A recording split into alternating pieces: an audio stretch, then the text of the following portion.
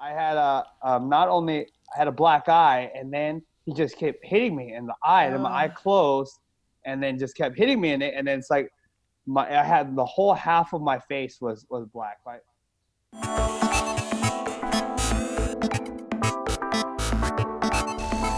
aloha, my Aloha! What's friends. going How are on? you? Welcome Welcome to back. the Unaltered E. All experience. right. My name's Alexander, and this is my I'm wonderful wife. Sarah.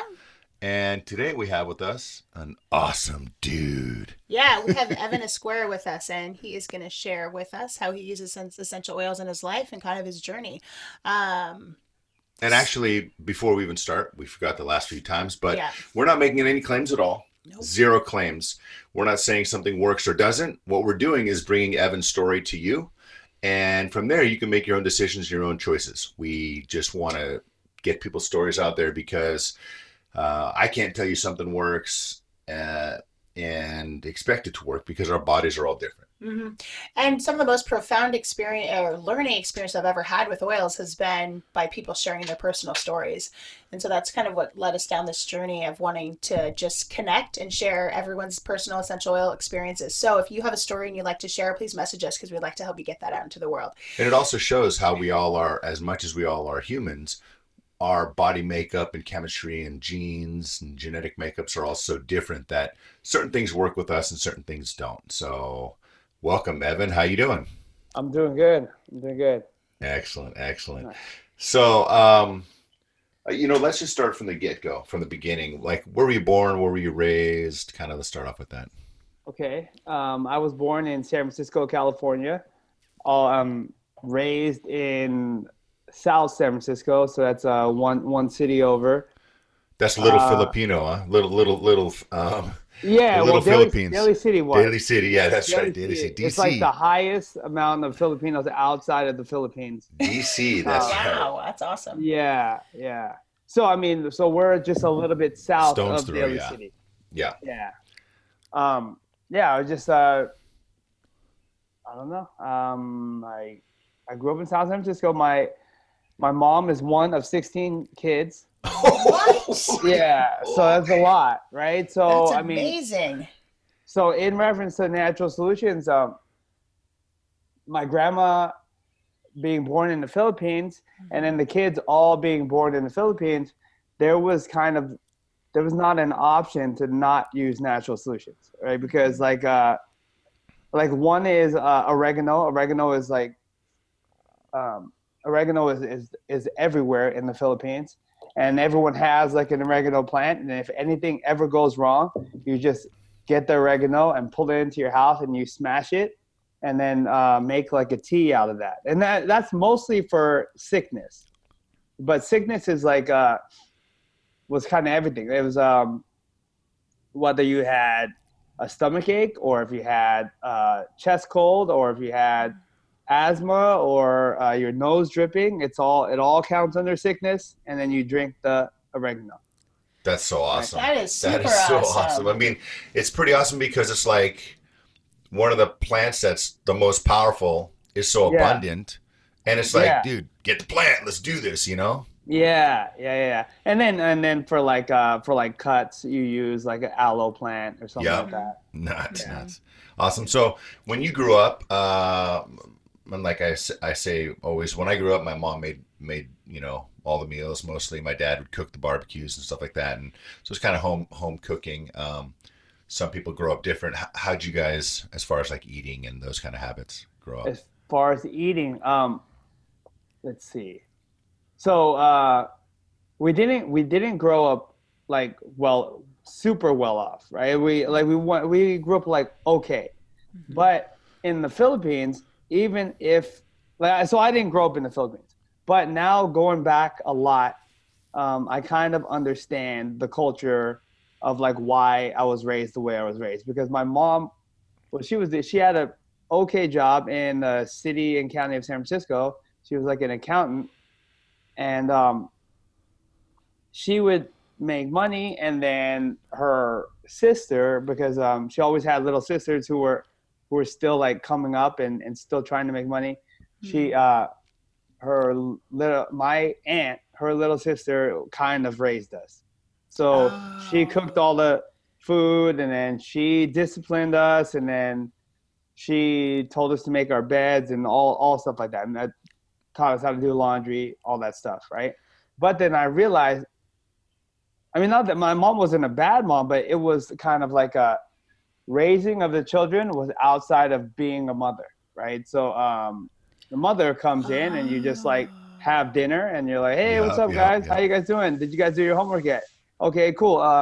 And then if we didn't, then Tita Gay, my so you call aunt Tita and uncle Tito, right? So Tita, Tita Tito. Gay, Tita Gay, it was her job to make sure we did our homework, right? But sometimes Tita Gay was like a little bit busy, so I didn't do a lot of homework, and I ended up being a super bad kid. That's a whole yeah. So yeah, when I went to the Philippines too, the moms were doing their thing, and then they would have the help always, Yeah, they call it busting a around with yaya. the kid. Yeah, Yeah, exactly. And they yeah, would just be running around with the kids, and we're hanging out, and I'm like, oh, okay, that interesting the way that works. yeah. So I mean it's just the way it works. Is It that is, yeah. like in many parts of the Philippines, like so in the part that I'm building, like we're building doTERRA in this part called Makati, and it's kind of like the financial Makati. center of the Yeah. Philippines, and those yayas get paid like pretty good. Like, Yeah. but for them, pretty good is like $200 a month, and that's like significant for them, right? So, but But then they live in, right? They live that's in, a right? live-in yaya, Yeah. yeah, and that's like the yaya has a bed right next to the baby, and then if the baby gets up, the yaya gets up, and if the baby goes to sleep, yaya goes to sleep, and then it's like for all the food and everything that, and then each baby has a yaya normally. So if you have like four Oh. babies, there's like four yayas like running around, right? Oh my goodness. But then it's like just $200 a month, right? But I mean that $200 is enough for those yayas when they have kids. They have a yaya back in their province, right? So Yeah. 200 is enough for them to live, plus for them to pay for a yaya for something like $100. So yayas are abundant, and it's just the way that you live in the Philippines. Yeah. So now understanding that, I understand like why my mom would let her little sister raise her kids, because it's like, well, that's just like a yaya, except it's for free because I She's mean, sister. Yeah. you're my sister. So I mean, so you pay for the housing and the food and a room for your sister. That's just like having a yaya. So Yeah. that's what kind of that's how we were raised, and she cooked all the normal Filipino food, which is um, quite Adobo, unhealthy. sinigang, all Yeah, that it's like stuff. a Yeah. lot of meat. It's not unhealthy. Right. It's just like a lot of meat and not a lot of vegetables. Yeah. Right? Yeah. So excellent. Yeah. Oh no. Yeah. So now I don't eat meat. Now I veered the whole other way. And Wait, you don't eat meat at all? no. And that was about Oh. 6 years ago. I had this like disgusting piece of chicken. And it was like, oh man, I gotta Stop. no, I'm done. Yeah. So how do you Yeah. So feel in your body since you know the difference between eating meat and not? How do you feel? yeah. So the thing is, with that story is, I have eaten meat a couple times where it's like you go to a Mexican food place and they just have a piece of carne asada. Like you have Yeah. a vegetarian burrito and then just a piece of carne asada finds its way into your burrito, right? They do it on purpose. They're like, come on, man. Yeah, come on, man. I know you want it, right? And that's what I feel like they're doing. They're like, oh well, I mean, it's supposed to be vegetarian, but I'll hook you up and I'll give you like a little bit of meat. Yeah. We'll bring So you back. I've felt that. I eat meat every once in a while, and then it's not that I taste it because it's just salty, right? But I feel I like can feel it in my body when I eat it. Like it's kind of like a dark feeling, right? So it's yeah, and so I don't look down on anyone who eats meat. I don't care. Like some people, they don't even want to eat meat around me. because they hear that I mean, oh man, I'm sorry. It's like, no, it's totally I don't fine. care, right? It's Yeah. like Yeah. I didn't start for ethical issues at all, but Yeah. that's the one thing is I do feel some kind like some darkness, like when I somehow meat gets into my body. Mm-hmm. But I mean, it's not a thing. It's just I feel it.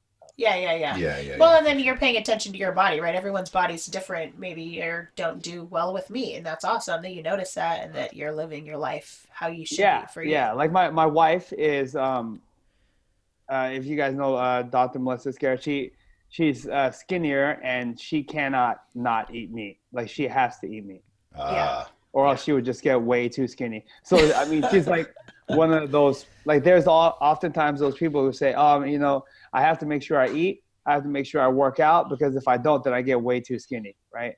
And I've always wanted to be one of those people, but I'm me definitely too. Me too. Not Yeah. I think what it is I think I am one of those people. I just never ever didn't eat enough. I always ate so much that now you know I'm like a chubby dude, so it's cool. Yeah. Well, I That's mean, so funny. for her, she's one of those people who can she can forget. Like she could go all day. Oh my gosh, I didn't eat today. Oh my gosh, right? But I can. Yeah. I never forget. I always Totally. think about the food. I always noticed she is super lean. Always noticed Yeah. that she was always super lean, like almost like vascular lean, you know? Yeah. I think that's something about doshas. Do you guys know about that? No. There's Ayurvedic doshas. There's like 3 Ayurvedic doshas, Vata, Pitta, and Kapha, right? And in Ayurvedic medicine, people believe that everyone is predominantly one of these 3, right? Oh. Vata, Pitta, and Kapha. And then there are characteristics of them, right? Okay. And then Vata is like I'm sure people listening on this know way more than me about it, but Vata is like airy, like usually they're very thin, but and it's like the element that makes you think about them is like airy, like I can't explain what airy would be, but then Pitta is like the word for fire, right? Pitta would be like fire in your belly, right? It's like those people are kind of more lean, like in the middle, but and they get angry a lot. Right? So, sometimes they get very angry, right? So that's why I think Fiery. like, and then Kapha is like more even keeled, right? So I think that I grew up, and then those people are usually thicker, right? Okay. So I think that I grew up more like Kapha, but then I had this like Pitta inside me that's why I fought so much because I had this anger inside me that I had to unleash. But I think that many young boys have that, and if they don't fight, then I don't know how that Can get released. Yeah, I don't know how it's Yeah. released. It's through taking drugs or through whatever. Right? Oh, I think got it. it's more important to, if you have the fight in you, you got to go hit a bag or something, or work or run or something. I think that's when they say, and we're probably going to trigger some people, boys will be boys. You know what I mean? Like that whole thing, fighting and stuff. You see 2 kids fighting, they're like, oh, boys will be boys, because you have that in you, right? And it's just like natural to just go That rub your face in testosterone dirt and- or something. You know what I mean? That energy, right? It's not, and this maybe it's not boys or girls. It's just you have that energy that needs to be released. Yeah, I Absolutely. think it must not be either gender specific, but I think it just happens at a higher frequency in males because, like, Alexandria is like that. My daughter Alexandria, she's a little bit like nuts and just. Actually, all our daughters are pretty feisty, but they have feisty parents. So what do you do? yeah. Those parents We need to run work on pretty that. hot. Well, let's back up. So, you were raised at. When did you move away? When did you get a job? Did you move? Oh yeah, like, yeah. what's Okay, so when I was 17, I graduated high school, and then I we were just saying, is that I always had the fight in me, right? So I joined the Marines for 5 years. Yeah. Oh, I didn't know that. That's thinking awesome. that it was like the movies where you're like, okay, your whole country lines up in one straight line, my whole country will line up, and let's just walk forward and fight, right? That's what I thought. That's awesome. That's And I realized awesome. it wasn't like that at all. Yeah, no. Yeah, I worked on planes because you have to, before you go to the Marines, you take this thing in the ASVAB test, Yeah, and yeah. it basically tells you what job you're gonna have, right? Yeah. Okay. So I scored like quite high in the test. So then I did this like I scored high on the test, but not high enough to do military intelligence, right? And Okay. I guess that would be the highest for the Marines would be to do the military intelligence. But my ability, the reason I didn't do that was my ability to learn languages really quickly is not as good, right? So I had to Oh. take this special test where this test was crazy. It was like and it was like a made up language. If What? Crocra boo boo boo, right, means corn, what does this sentence mean? It's like, Oh. what does that mean? Like that's a crazy test, right? It's like if you gave me actual words in actual language, then I might have a chance, right? Because there's basic languages on the planet, but Yeah. whatever. So So I fixed planes, and instead of running forward and fighting people with my hands, I just fixed planes, and then we bombed people from like 5 miles away, and Yeah. like you're not near anything. We're not near the violence. So Yeah, whatever. you're like, what's up with the combat? What's So happening? detached. I wanted combat, right? So then after that, I in 2002 I got out and I started fighting Muay Thai. You know, that's Thai kickboxing. Yeah. I did Did that. you train in the military? No, not at Oh, all. okay. So you just thought it was that. You became a mechanic for work on planes, and then when you got out is when you first started your training. Yeah. So I started off. I got out in May of 2002, and then I went home and I got out on May 21st of 2002, and then on May 30th I had my first Muay Thai fight. I just signed up You like just jumped in. You're like, let's do this. yeah. I'm like, man, I've been waiting for 5 years for these fights. I was like, Where'd you did you go to Fairtex? Did you go to Fairtex. Yeah. And you Fairtex train was with really Bunkert, or who'd you train with? Yeah, with Ann. Alex Gong? Ann was my guy. Alex Oh. Gong was the owner of the gym. Yeah. And ended up being my guy, but only because. So there were 4 trainers there. There was a guy named Ganyao, Bunker, Johnson, and Ann.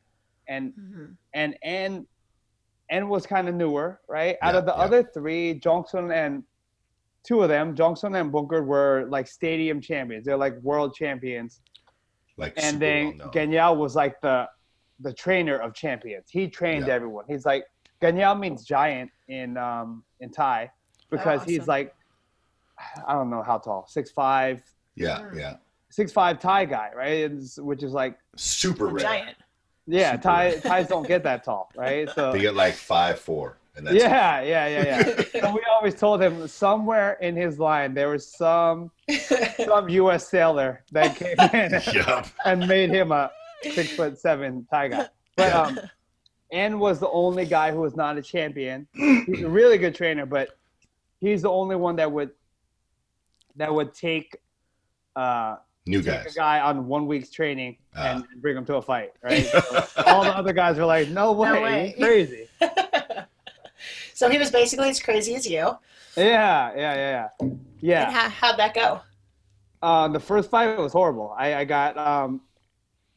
kept getting up, but that's a good thing. But I got knocked down probably like 3 times in the first round, and then like 3 times in the second round, and then the third round though I was tired. It was tired from probably like no training, from, like killing me so much. So then I think I believe that I won the third round, but it was quite bad. It's like I had not only I had a black eye, and then he just kept hitting me in the eye, and my eye closed, and then just kept hitting me in it. And then it's like I had the whole half of my face was black. Like it was like I heard about Bell's palsy yesterday. It's not, Oh yeah, I yeah, don't yeah. have Bell's palsy, but it was like It looked like my it. face was like asleep. Yeah. Oh my Dude, goodness. Bell's palsy is gnarly, huh? Yeah, I've never seen it. I've just heard about it on like Joe Rogan podcast or something like that. Yeah, yeah. The strongman has it. The giant or something or mountain has it, and he said it's just it doesn't really affect him, but it yeah. Anyway, that's a whole nother thing, but that's crazy, right? Yeah. It just like goes to sleep and then wakes back up when Hopefully. it wants to, I guess. Yeah. But yeah, that's just half of my face was like asleep, and You kept but going. I think that was one of my so through the fighting, I kind of like learned that I have some strength, and one of my strengths is that I can kind of like turn off the pain receptors in my body. I could right, like I can kind of like go numb, right? So I mean, I could have kept going. I could have just kept fighting, even if my whole face went to sleep. I feel like it's just my face, right? So Were you I just cut off that piece. I don't need to see with my eyes. I'll just keep going. It's okay. What? I've seen a lot already. I'm okay.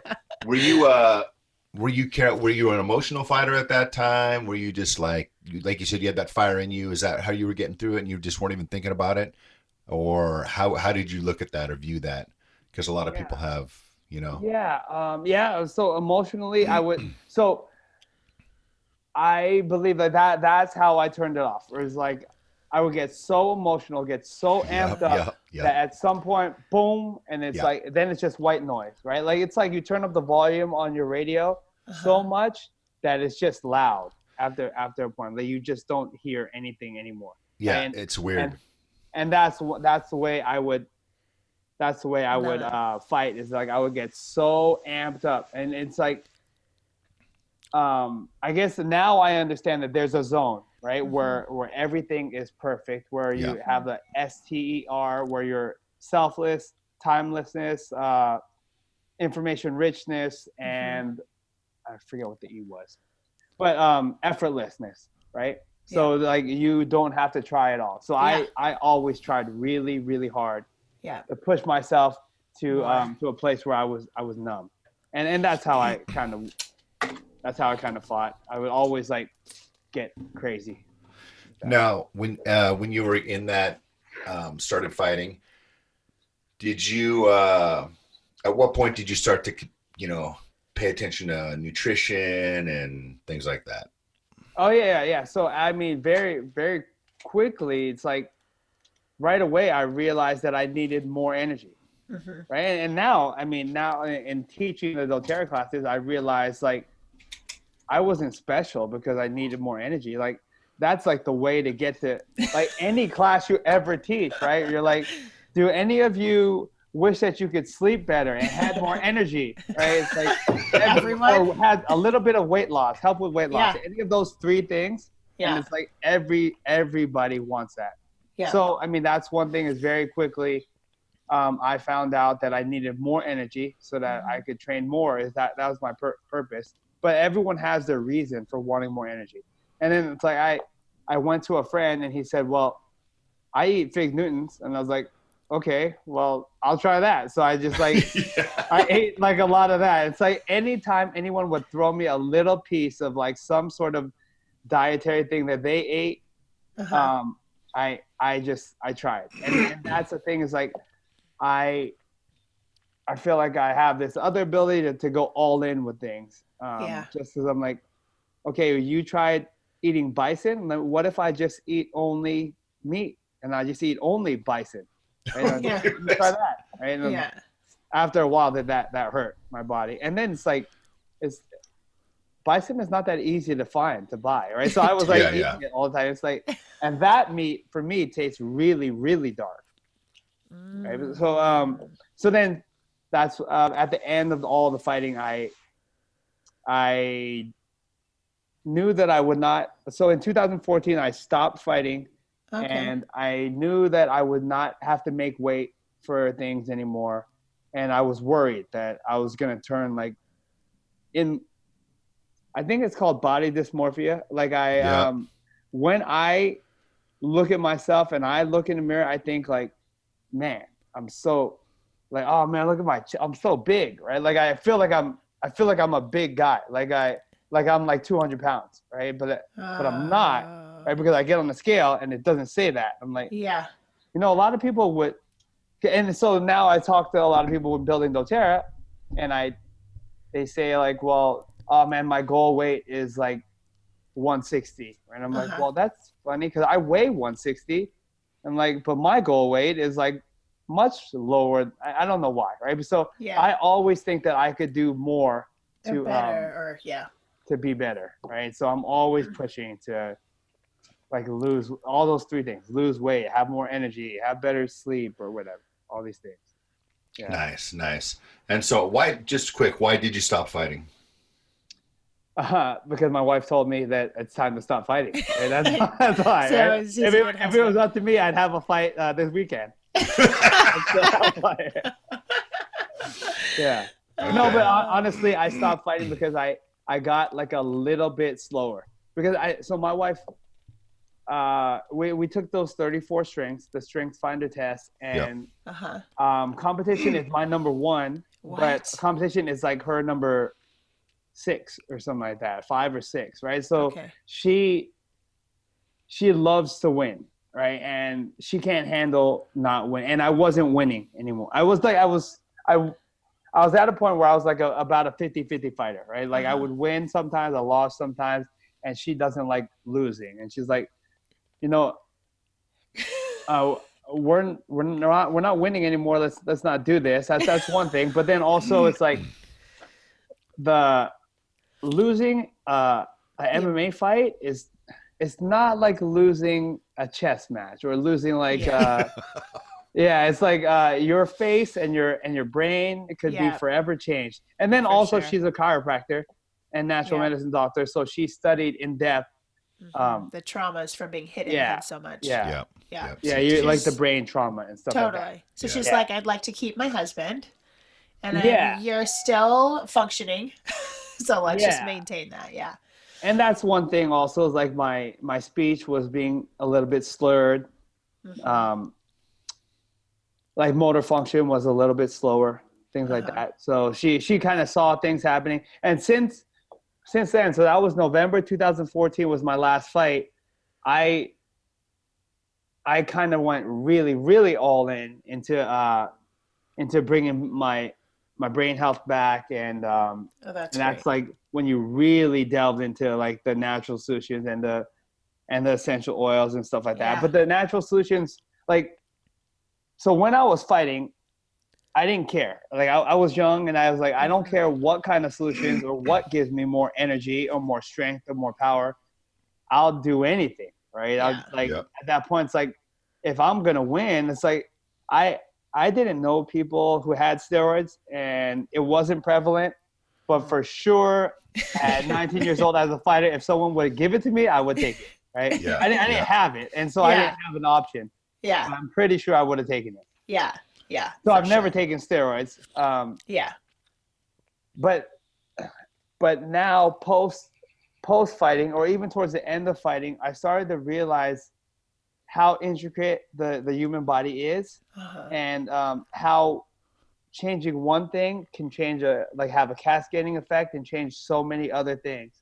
And that I totally realized that I'm not currently smart enough to know exactly what is going to change. Like if I just boost up testosterone, what's that going to do to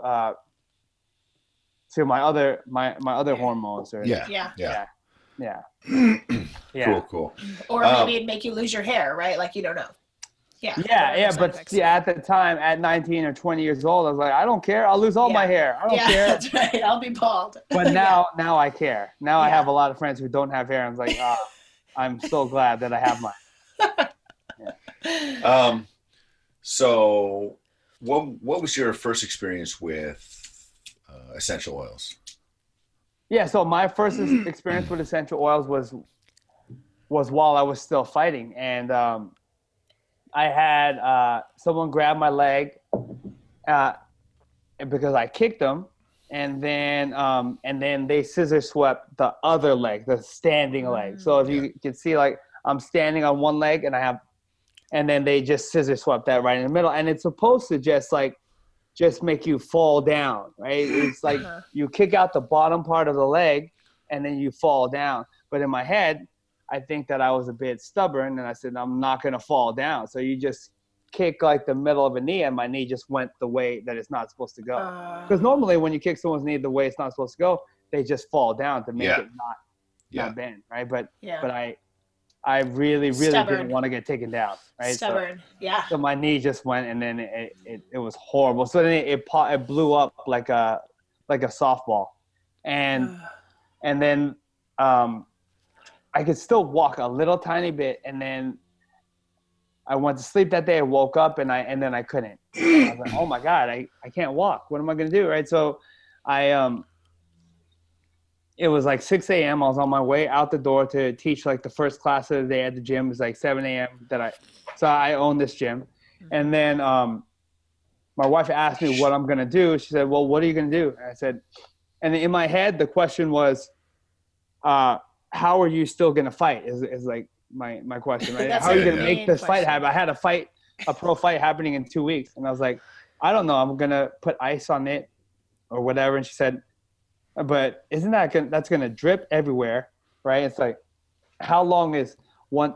Because I was working like from 7 a.m. to like 9 p.m. So it's like no bag of ice is going to last 14 hours, right? So she was like, here, try this. And she gave me Deep Blue Rub. And she said, you put one pea-sized drop on your knee every 30 minutes. With trauma, with like specific trauma, like trauma that just happened, you want to put the Deep Blue Rub often, right? Like every 30 minutes. But if it was chronic trauma, where it's like my knee's been hurting for my whole life for like 10 years, then you put like one drop every day.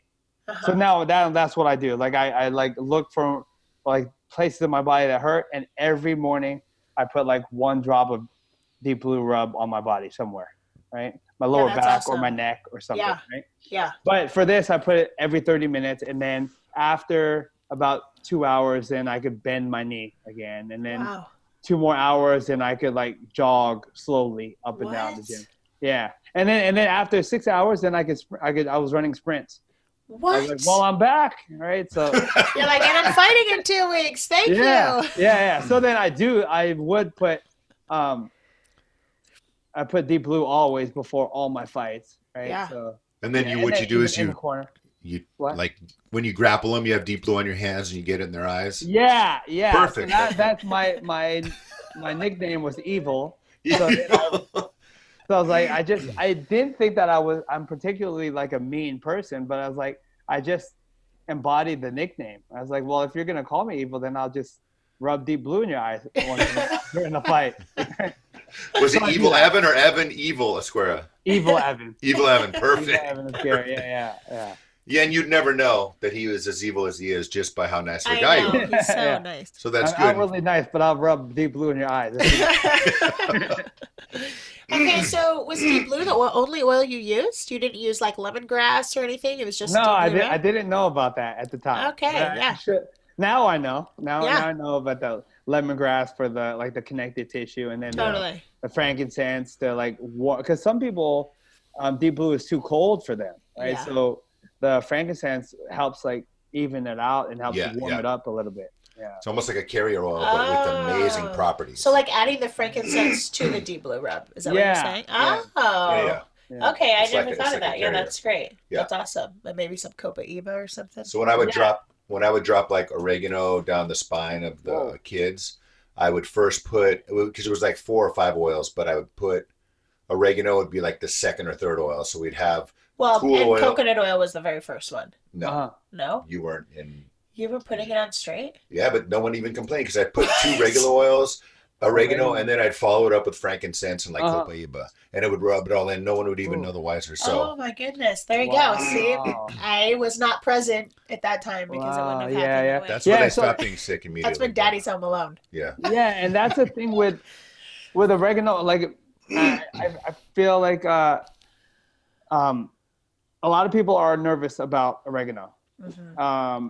And even in the whenever we teach classes here in America, we'll pass around the oregano roller bottle, right? Not Yeah. not Yeah, the yeah. actual oregano, because we're worried that people might actually put it in their eyes or something like that. Yeah. But in the Philippines, like, people love it. You pass around the oregano bottle in a normal class, and they put drops under their tongue. So good. I'm like, wow, you guys are crazy. Yeah, dude.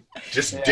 different, right? And they're so Yeah. familiar with oregano, like you said, Yeah. right? They grow up with it, using it. Yeah. Oh, that's so interesting. Yeah. So let's fast forward. Your wife oils every day, uses oils in her practice, I would imagine.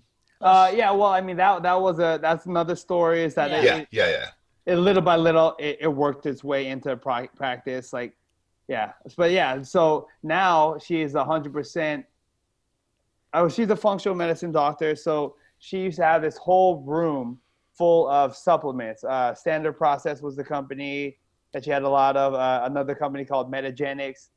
Some really strong but natural products. Uh-huh. But now it's all essential oils. Now Nice. everything that she deals with everyone, she helps them with essential oils. Well, Hello, Melissa. Oh, she can't hear us. Oh yeah, she can't hear you because I have these. Oh, the things. headset yeah. in. Okay. Yeah. So, Okay, so wait, really quick. So, are you using oils in your gym? So, everybody, he owns a gym, which, if you are willing, we would love you to share your link, not only to your gym, but even to your guys' business if people want to get a hold of you. So I mean, that's another story. Yeah. Is that I did own a gym Okay. until November of this year. So I guess Congratulations. November is always a month for big change for me. But November of this year, I sold my gym so that I could go all in with doTERRA. Oh November my 2018. gosh. November 2018. Yeah. Yeah. Congratulations. Yeah. Well, are you happy and sad? Like, you know what I'm saying? Because you had a gym to go to all the both time. of those. Yeah. I actually like. I wouldn't. Tears didn't come out of my eyes, but they were like right about to. It was like really close, right? Because I owned the gym for 10 years, and in those 10 years, I've helped a lot. Like some people I helped them really greatly, right? And it's like when I closed, and then I announced it a little bit on social media because I didn't want to announce it before closing, right? So when I handed the gym over to another guy, and then I got this like downpour of messages where people were like, "Oh my God, I'm so sad. It's like you changed my life," and this is the way you changed my life, and this is the way, and this is the way. I'm like, oh my God, that hurts. And it's like, I'm happy because I changed their life. Yeah. But I'm sad because I'm not in their life anymore. Yeah. Right? Because I used to see these people every day, right? So Yeah. So now I see my wife every day. So That's a big change, huh? Yeah. She's actually a really pleasant person. That's awesome. Before November, I didn't know, and then after it closed, hey, I married a nice person. Well, that's awesome. That is super awesome. And so nowadays, your routine is all about the doTERRA business, which is a whole nother podcast. Yeah. And it's all about serving and sharing, right? Yeah. And I would not be able to do that to the capacity that I do it without the essential oils. Right, I just wouldn't have like the energy, like we're saying, like the energy.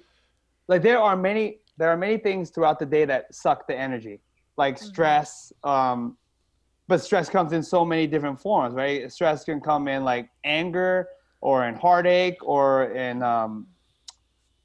because I'm like maybe water retention and weight gain or whatever. So all these different things, I feel like as I'm going, that the essential oils like help alleviate those things quickly, right? Like one thing that I used to tell Melissa was like a Star Wars reference is that like she would be like R2-D2 in the back of my like X-Wing fighter. Oh yeah. Fix this. Some people have never seen Star Wars, right? Yes, we totally have seen Star Wars. Yeah, as the X-Wing fighter is fighting, the R2-D2 can just like pop out of his little pod, and then like he got shot in the wing. He'll go to the wing and fix the wing, and then he's like, oh, now something's wrong with like the computer or like the central nervous system of the plane. We can just go to fix that, right? So I used to believe that Melissa, I mean, she's a natural medicine doctor. She's still very, very smart. She was my R2D2. Like, she would go fix my thing. But she's now off, like, fixing, like, a lot of people's things, right? So I just have this, like, essential oil box that fixes everything, right? So I have the frankincense. I put a couple drops under my tongue every day to help increase cognitive function. And then the deep blue rub a little bit, usually like on my lower back, just to make sure that, the pain, take away like pain. And then, of course, Life Long Vitality Pack every day just for the energy, but all throughout the day. There's oils like all throughout the day that you're applying and using in your life. Yeah, all throughout the day. Yeah. So what do you think about that? Because before you were like, yep, let's just eat bison meat all day. Now you have this, whatever your nutrition is, which is just as important as anything else. Yeah. These oils are helping. It seems like they're helping your life in an amazing way every single day, multiple times throughout the day. What do you think about that? Yeah. So I think that there are kind of like 4 parts to the health. It's like the physical, emotional, mental, and spiritual, right? Yes. And then I was only dealing with the physical. Yeah. Right? There's like, I just want energy now because I want to fight right now because I want to beat you at 3:00. We have a sparring session. I have this one guy, and he always looks at me funny. I'm gonna beat him, right? So, like, yeah. And I realized that like life and the world is much bigger than that one guy who looks at me funny at 3:00. Right? So, but I mean, that same guy, I still have to deal with him, and I deal with him now at 7 a.m. But but there's many more people to work with and to help, and so all those other things are what I use the essential oils for. All of them now, physical, emotional, like emotional things that happen in my head, like if I need more confidence or if I need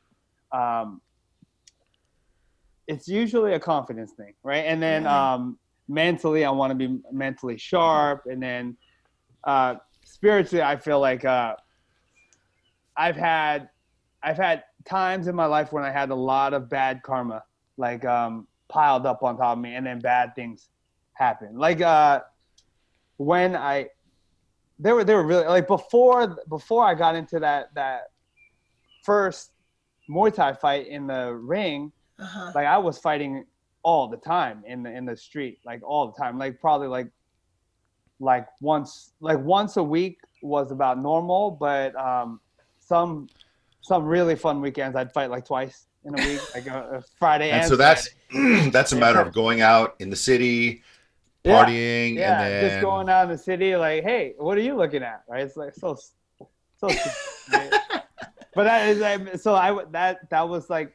So having that first fight, I was like, well, I have gloves and I have headgear. Right? It's like, that's, oh my God, that's so safe. Like, and I have a referee to stop the fight in case. Like, oh, this is so easy. No one's stomping anyone else. Yeah, and then if we hit the floor, it's like, and then not all his friends, they have to stay outside the ring. It's like, oh my God. Oh, it's so easy. This is a cakewalk. Yeah. That is awesome. Yeah. So I mean, but I feel like I have elevated from that like survival type level to a place where I'm not only trying to survive, I'm trying to thrive myself, but I'm also trying to pull everyone I know and even people I don't know just above the survival to thriving. Yeah, nice. I totally agree. Yeah, nice. We awesome. Are all about that also.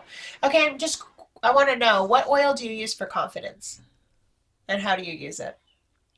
Or oils. So we have this momentum blend. Yes, I use that every day. Yeah. Oh yeah. So I don't even know what's in the momentum blend. I just have it every day. Isn't that thing awesome? What?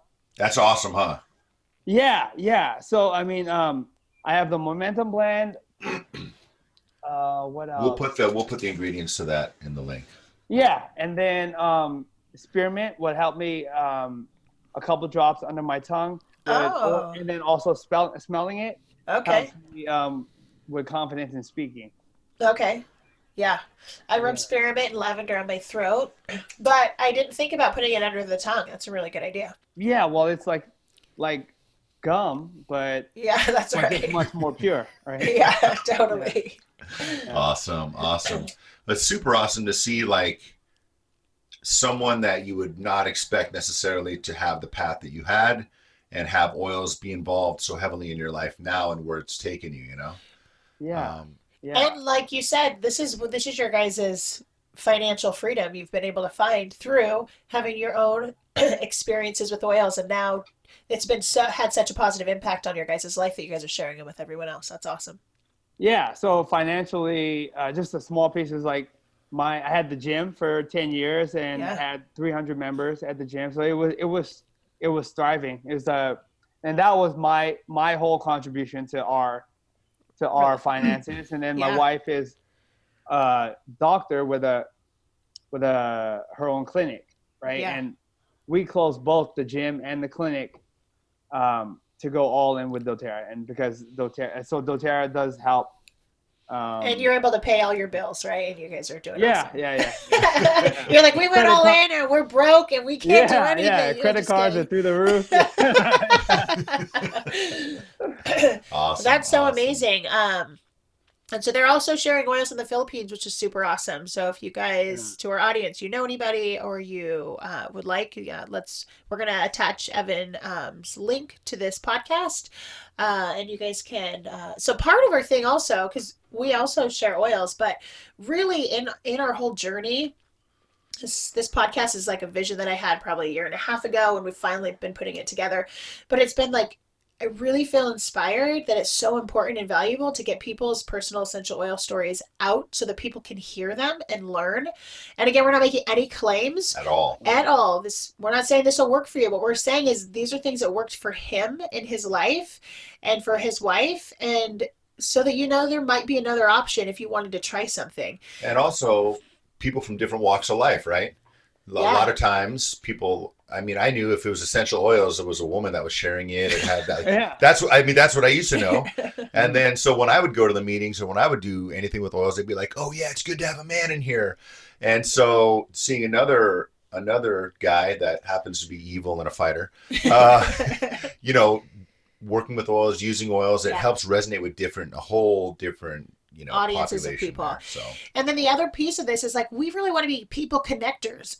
So we want to find our people. We want you to find your people, and everyone who's using oil should have an oil person. And so some of you are going to be on here and you're going to really resonate with Evan. And so we want you to know how you can reach him and contact him and just really connect with your people and learn and grow, and so that we can all come up together. So we'll list your cell phone there, so just people just yeah, yeah. Perfect, perfect. No, you can send us a link, and people so that people know how to yeah, reach you. for sure. Okay. Before we wrap things up, is there anything else you wanted to let people know? Oh no, I mean, I think you covered it. My mission right now, my mission is all about the Philippines. So Yeah. my mission is to help Filipinos live happier, healthier, longer lives, so that they can hang out with their family more, right? Because I Nice. mean, one thing is that I always show the business, right? So in every class that I teach the essential oils, but then about 15 minutes of the business, and then there's this page in the build guide that talks about why you would want to build a doTERRA business. And Uh-huh. it's like earning more, working smarter, or something else, right? But something else, the third thing, that includes spending more time with your family. And anytime I've ever that, it's like I'm like 100%. I've taught maybe, I don't know, maybe 100 classes in the Philippines, and every single class, their reason for building the doTERRA business is to spend more time with their family. So they kind of showed me my mission, right? Yeah. And I feel like, Nice. yeah, and that's what I'm here to do. Awesome. Yeah. And so then pretty soon you guys are going to start on your own 10 children? Yeah, maybe. Yeah. No, 16. 16. 20, right? 20. 16. Yeah. Yes, mom's one is Perfect. 16. All right. Well, excellent. Well, thank you so much for Thank joining you us, so Evan. much. Thank you so much for the Yeah. billions of people out there watching. We just wanted to say thank you. Once again, we're not making any claims. We're bringing Evan's story, which is unique. Each and every story is unique. If you have a story, go ahead and message us. So we can Let us share with the know. world.